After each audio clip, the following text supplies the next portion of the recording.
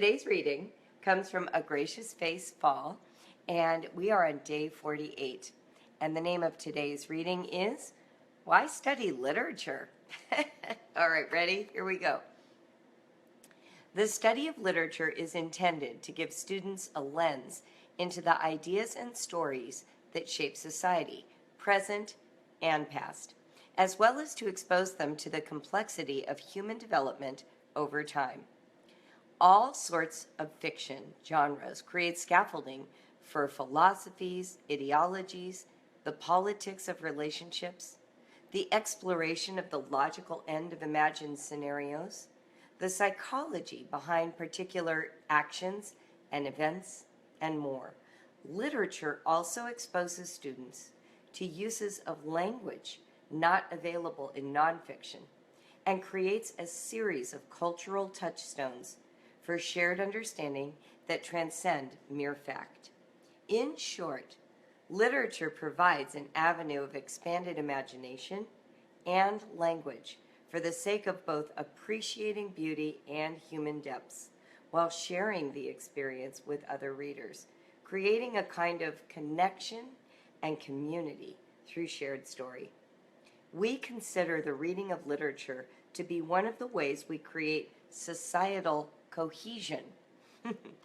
Now, on to the real question, but why do they have to study it?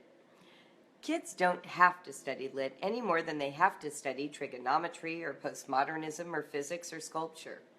Some exposure to literature is valuable, just like some exposure to advanced math and science has value. But for kids who are not enamored with literature, keep it to a minimum, just like you would if you were raising an actress who never imagined using the quadratic equation in her future, but who wanted to go to college and so needed to take Algebra 2. Make it as painless as possible. Select works of fiction that are more easily accessible, popular storylines with fast-paced writing. Learn how to identify themes, imagery, plot, the plot arc, and characterization. Appreciate the use of language. Note what sort it is, why examine it, and examine it for what works and what doesn't.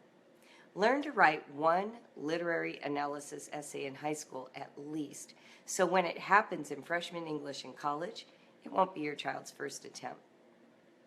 Quote of the day. Julie, I always love your approach to teaching. You assess what is important and then tailor the level to the need of the student. Try to do that as well, but I am not nearly as eloquent as you are. Often I haven't even articulated the ideas to myself, much less my children.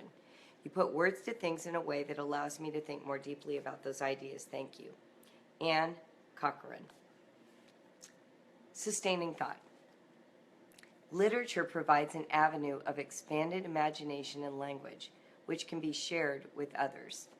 So let's talk this morning about the value of literature and why I consider it an important part of education for your children.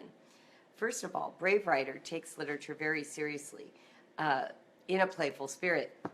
We suggest 10 books a year that your kids could be reading with you. You could be reading them aloud. Your kids could read them to themselves. But what we're asking and what we're suggesting is that at the pace of a book per month, your children are being exposed to quality literature. And not just historical fiction, even though that's important too.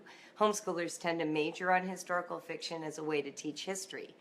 But I'm suggesting to you that you expand the palette, broaden the palette, and include fiction from other genres, whether that's biography, creative memoir, using the classics. I'm having a hard time accessing words this morning.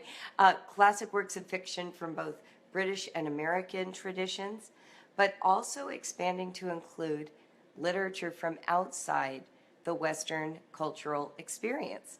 So it's important to read literature written by authors from South America and Asia and Africa, to be interested in other time periods, not just because they're going to teach you the history of that period, but maybe the thinking, the habits, the manners, the forms of government. Also, getting to know genres like fantasy or modern writing, where the normal continuum of time is broken. There is a trend right now to write in non-linear fashion where you are being introduced to information without context, and you are challenged to follow the narrative despite not knowing what was the antecedent event before this scene. And then you keep reading and suddenly time travels backward and you hear the story that happened before the scene you already read. So these are all different ways that people write and create meaning for us as readers. And it's important for your kids to be exposed to them. Angela asks, how do you find these? Well, I spend a lot of time with my team looking at book lists every year. We spend time researching what was well reviewed, what was loved by kids, what was an important contribution to the field of literature that maybe we haven't heard about yet. So each year, the Arrow, which is our language arts tool of copywork and dictation, that is paired with a specific age level and a specific book. We spend months picking 10 books, and each of those books fits into our criteria of great writing, diverse authorship, and diverse content and genre style. Heather says, what if 10 books a year just isn't feasible in your homeschool? What is the minimum you would recommend to still have a quality lit education at the high school level? Such a fantastic question.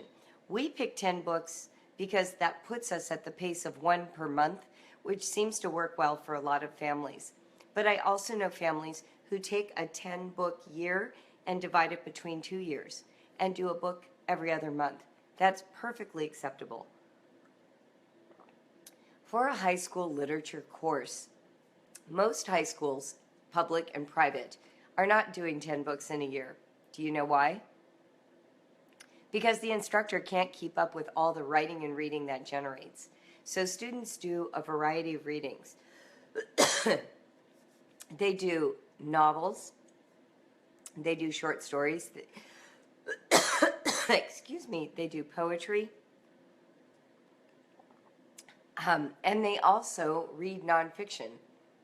I would say that if you are doing somewhere between 4 and 5 books in a year for a high school student, that is a good number. You might be able to get away with 3 or 4, but I feel more comfortable recommending 4 or 5. Part of the reason is this: kids actually understand literature better if they read more than one kind. So if you limit it to just a book or two, that may be their only reference for what fiction is, and that may not be sufficient. Now, if you have a kid who's a math science kid and you're really pulling teeth to get them to read 3 or 4 books a year, I understand. What I would recommend then is having that child join in the family read aloud time and do some audible books where they can listen and be doing other things. Try and bring reading in another way. I'm having a bit of a coughing fit. Hold on.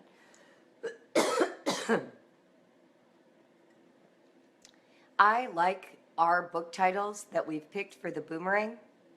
The Boomerang Book Club has a variety of books that span the centuries, and we have used classic fiction all the way back to Jane Austen and Dickens, even back to Beowulf, which is a long time ago, all the way to modern writing like The Hunger Games and Harry Potter. So sometimes kids who are not as interested in reading classics will come through the gate of fantasy, and that's perfectly all right. Definitely count poetry reading at tea time and nonfiction. Absolutely. In fact, nonfiction reading is often overlooked in homeschool and yet should be an essential part of the reading time in a child's life. The reason is good nonfiction reading is going to lay a foundation for how expository writing should sound. You know how I'm always talking about how reading shapes the ear for writing? Well, how much more true is that if your kids are reading nonfiction, not just narrative fiction? We want them to have the sound in their ear of what it is to present a case or make an argument or use a turn of phrase in a more academic, sophisticated tone. So nonfiction is great. And some really great titles for high school are the ones that often get used for freshman composition in college. So books like Everything Bad is Good for You, which is all about the advances in technology and the way the adult older generation is always suspicious of them and how they are of value to your kids. Another one, Nickeled and Dimed, all about living on minimum wage and how that renders people homeless. These are provocative kinds of titles, and there are so many out there. We could easily make a list, and I'll see if we can do that. But nonfiction for junior and senior in high school can definitely look at adult literature. You don't have to use nonfiction from the children's department of the library. Go find those books that are dealing with really interesting social issues. There's another one called Omnivore by Michael Pollan, which was really popular, sort of an argument against vegetarianism, what it means to eat from the whole palate. So these are interesting and provocative topics for kids, and they create great dialogue points with you. So I highly recommend nonfiction for high school, but also for younger kids. Yes, we'll work on that. I think it's a good idea, and I think we could easily come up with a list. Don't hold me to it for tomorrow, but I will have my team put that on our own list of to-dos, and I think that could be a really valuable tool for the high school age. The other thing that I urge people to do when they read literature is to read outside your comfort zone. That means if you're used to reading, like let's say this is the season for Western Christians, it's the season of Christmas. So read about Hanukkah, read about Kwanzaa. Maybe you've grown up in a family without a religious tradition, so you're going to read about Christmas and Hanukkah and Kwanzaa. But maybe if you are a person who's very religious, you want to read about solstice and learn a little bit about what that experience is, what that's all about. In other words, spend some time expanding. Don't just only reinforce what you already know and love. Create space for a bigger picture of the world. What are other major world religion holidays? When do they fall on the calendar? How many of them happen in December? How many of them don't? I remember living in Morocco, and December 25th is a working day. But that makes sense because their holiday, the big one that they celebrate, their big festival, is tied to the lunar calendar. So it moves around the year every year because the lunar calendar lags behind the one built around the sun. And so their calendar adjusts backwards a little bit every year. So what would it be like to have your biggest holiday of your year in different seasons of the year? That's an interesting question, and it's something worth reading about and learning. Mimo mentions that Michael Pollan's Omnivore's Dilemma is available for young people as well. So that's perfectly interesting to know and worth looking for. We have a few nonfiction titles, by the way, in the Arrow. We have one about paratroopers, the Black paratrooper group from World War II. They're called the Triple Nickels. We also have a book about the civil rights movement that we used. There's a bunch of nonfiction in the Arrow even. Shorter books, but high quality writing. I remember one of my very first nonfiction titles I read to my kids was just delightful. I think it's out of print now, but it was a geography book that made use of cartoon illustrations, and the writing was just so creative and clever. So look for quality nonfiction, expand the understanding you have of different people and different times in history, different cultures. You know, some of my favorite early reading with my kids were from Japan. I had had a long fascination with Japan and finally went there as an adult. And so I loved reading Sadako and the Paper Cranes and being able to talk about Hiroshima. And I had photographs from my time there. And we were able to talk all about the fallout, literally, of dropping the atomic bomb, of being the only country that has done that. What does that mean? Why did it happen? What was the ramifications? What happened in Japan as a result of that decision? These are all really important conversations to have, and fiction gives you a door in. So, going to other cultures, allowing other authors to speak from their cultures. We have a book coming up in the Boomerang in February that is all written in a poetic style, and it's called The Crossover by Kwame Alexander. And he talks about being the son of a basketball star all through poetry. And he brings in the history of jazz and the Black experience into this book, American Black Experience. Fabulous book. So for me, being a white woman, that is a different experience. But for people who are African American home educators, some of them might actually resonate with some of those ideas in ways that I couldn't. So that's what we want. We want this mixture, this variety. And we try to pick our titles that way when we're picking them for the Arrow and the Boomerang. Awesome. Yeah, so I will post a link to the Arrow and the Boomerang in this discussion. The Arrow is our program for 3rd to 6th grade. And each year we have 10 current titles that release on the 1st of each month. So we're about halfway through now. There are 5 in the fall, 5 in the spring. And each of those books has an arrow built for it. That said, we have an enormous catalog of back issues, single issues of the Arrow, single issues of the Boomerang, based on previous years when we have taught those books.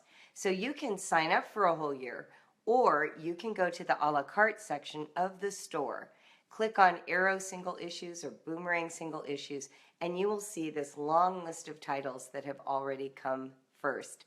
And if you just want to buy them a la carte, you certainly can do that.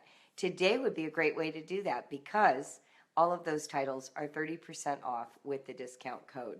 So here are the 5 levels of language arts tools that have books attached to them. We have the wand, which is for your earliest readers, 5 to 8-year-olds who can sound out consonant, vowel, consonant. And those books include things like Dr. Seuss, Little Bear, Frog and Toad. Those books are all built around your child's level of writing and reading. And they are taught to read in addition to write in the wand. The next level we call a quiver of arrows. It is 10 of our traditional arrow design, but they are made simpler for kids who are in 1st and 2nd grade. And those books are things like Charlotte's Web, The Mouse and the Motorcycle, A Cricket in Times Square, The Secret of the Andes, Trumpet of the Swan, books like that, Mr. Popper's Penguins. Wonderful books, really appropriate for those younger years. Do not miss those books. They sort of form the foundation of a love of literature, in my opinion. And then we have the Arrow, 3rd to 6th grade, probably 200 titles to choose from, and this year's list of 10. Then we have a product called the Pouch of Boomerangs, and that is the in-between stage between the Arrow and the Boomerang for like 6th, 7th, 8th graders who need a little more challenge than the Arrow, but maybe aren't ready for some of the more mature subject matter that's found in the Boomerang. So the Pouch of Boomerangs is perfect for that in-between stage. And then finally the Boomerang, which is really for 8th to 10th or 11th grade. And those are the most demanding titles, the most difficult to read, and also sort of spanning the most diverse authorship and challenging ideas. So I didn't mean to do a whole portrait of our language arts, but it fits perfectly with today's literature topic. If you want to use living literature to do copywork and dictation, to teach spelling, handwriting, punctuation, paragraphing, well, that's what it's all about. That's what those products do. What else? You have questions about how to use the arrows. Is there a video somewhere about them? There actually are several. One of our Brave Writer moms, Mary Wilson, whose handle is Not Before 7, has done quite a few videos about how she uses the arrow. But we also supply the guidelines when you buy the arrow, so it makes it very simple to use. I don't just leave you high and dry. The guidelines explain how to teach the copywork. What are the 4 styles of copywork? There's copywork, dictation, French style dictation, and reverse dictation. And I explain each of those methods, so you're not left to figure it out. And the arrow itself includes detailed notes about grammar, spelling, literary devices, all written in a very conversational tone to make it easy for parents who are not literature teachers to teach it. So that would be my suggestion. I would buy an arrow and get the guidelines. You can start anywhere. There is no specific order. Each one is a standalone product, and I love that because then you can literally tailor make your own list by picking the books you're already reading this year or books you know you want to read. Great questions, Emily. Thank you for asking them. Any other questions about the products or anything related to today's holiday store? For those of you joining me late, we are opening for the very first time a holiday shop. I keep calling it a holiday shoppy because we use the Old English spelling SHOPPE.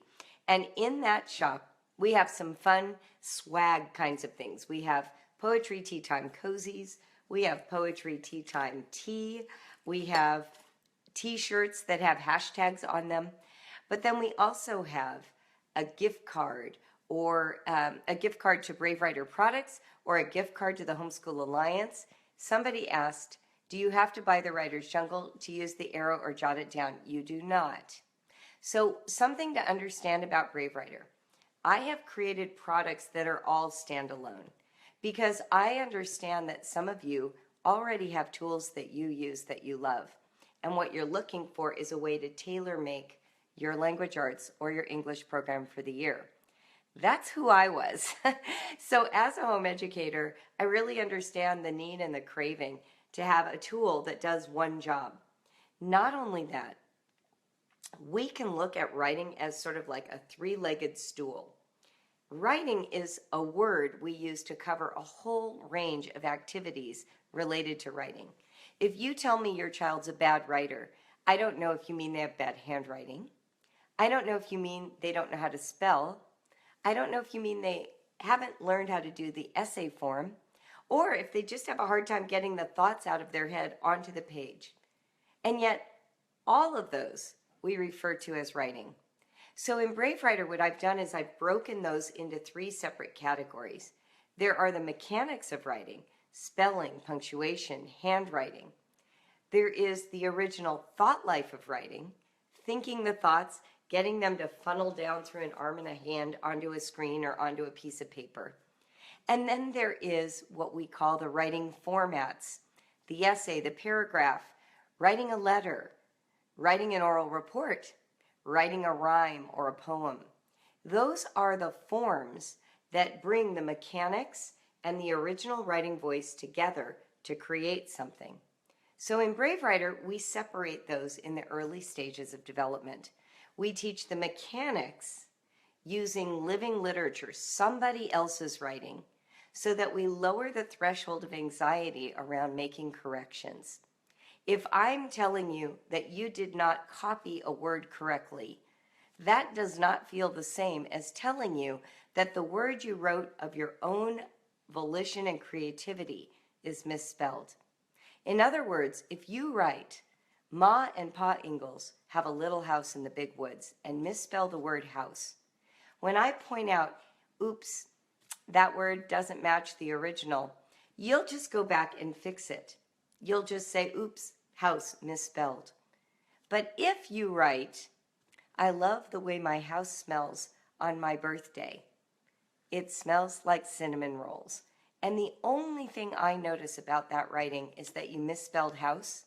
Your feelings will be hurt because you just gave me a compliment about how beautiful the house is on my birthday, on the day of my birth that you're trying to make special for me. And the only thing that stood out to you in that sentence is that I misspelled the word house. So in Brave Writer, we separate the mechanics. We teach it using somebody else's writing. And then for original writing, which is the Writer's Jungle piece, we teach kids all kinds of tools for how to take the language out of the inside of their bodies and externalize it.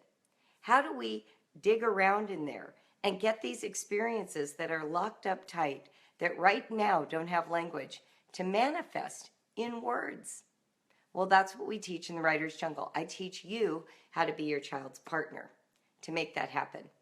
And once a child starts to feel comfortable generating original thought and risking putting it in their own writing, now we're ready for some developmentally appropriate writing projects.